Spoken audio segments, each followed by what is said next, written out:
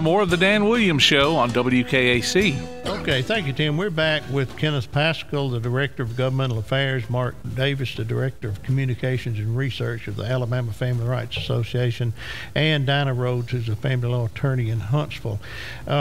One thing I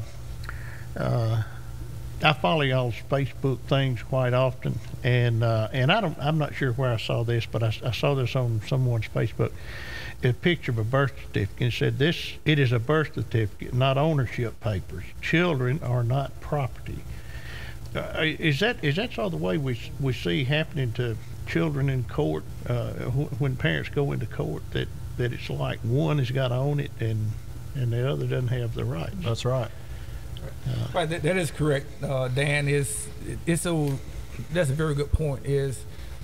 We're talking about innocent children. We're talking about kids. We talk about our future, our generation, and it's imperative that we do have a public policy that emphasizes a child have a fundamental right to love both mom and dad, absent clear and convincing evidence of harm and violence. I don't think you can find anyone that will say if there's evidence of harm and violence, we want to expose that child to that type of environment. We're talking about fit parents. For some reason, they made a decision not to live in the same household, and that's painful enough to dissolve a relationship between parents. But now look through the eyes of a child. It's imperative that we do change our policies to protect our kids. Currently, you mentioned earlier about the increased the high divorce rate here in Alabama. You're right. We're number 4 in the country for divorce rates. Last year we had over 21,000 divorces.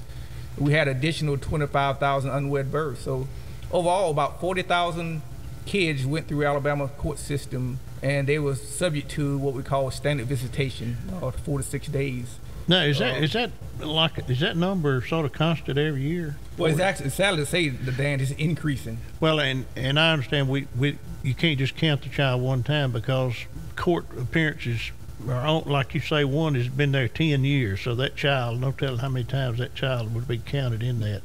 Well, no, we talk about new cases. Yeah, and that's the sad thing with new cases. 40,000 kids coming through the system. New cases, not continued from last year, but new cases. That's a significant portion of the population.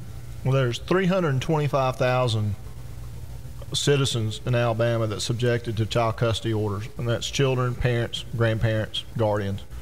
So, Dinah, give me a simple answer now, our listeners. Why do we remove fit parents from the lives of children? Well, I think that it, again, goes back to the antiquated state of our custody laws. The custody law now basically says that a judge can determine any type of custody that it feels is in the best interest of the child.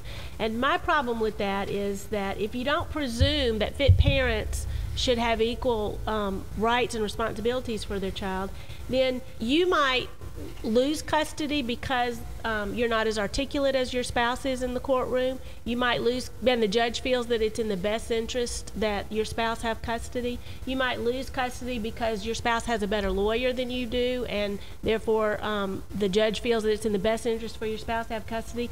It's such an amorphous, there's no standard at all, and it allows the judge, with his own inherent biases and prejudices based on his childhood experiences, his parenting experiences, his marital experiences, that he gets to pick who he thinks is the best parent and gets more time with the parent, even though they're both good parents. Okay, so we come to the point when two people can't live together anymore, or the situation is such that they can't, and so who gets the child?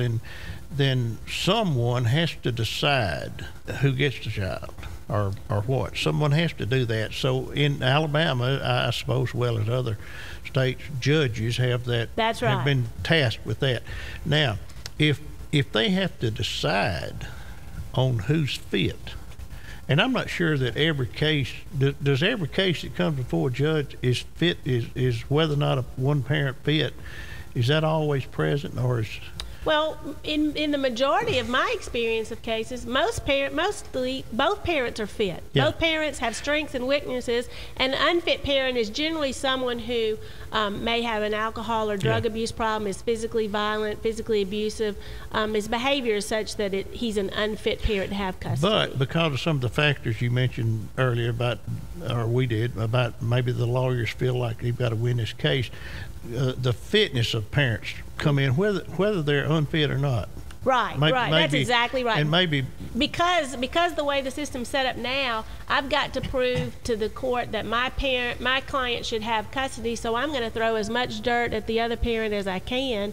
It doesn't necessarily mean the other parent is unfit. I'm just trying to convince the judge to give my client custody. Yeah. And that, to me, that's the fundamental problem. Is we need to go back and say, take that out of the judge because it's so subjective and subjected to different people's biases and their ideas of what a good parent should be.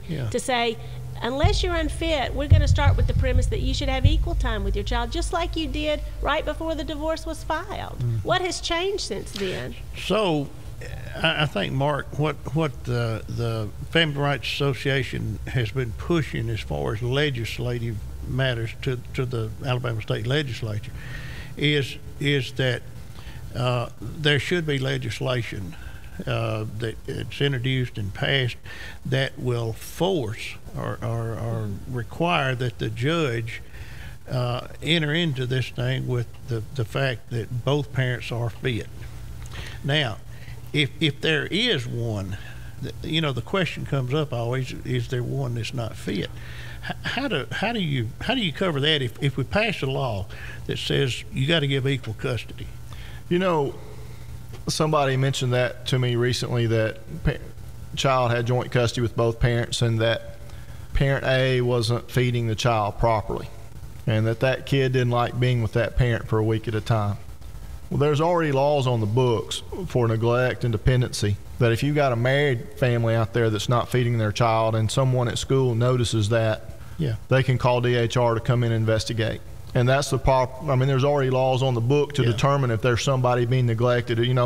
If the child's not going to school on time every day, if he's tardy so many days, and the parents are hauled into district court. And so we're not really wanting to force the court. We want to amend the existing law to give guidelines to the court to follow, to say this is what the public policy of the state is, and this is what we expect of our judges to do. And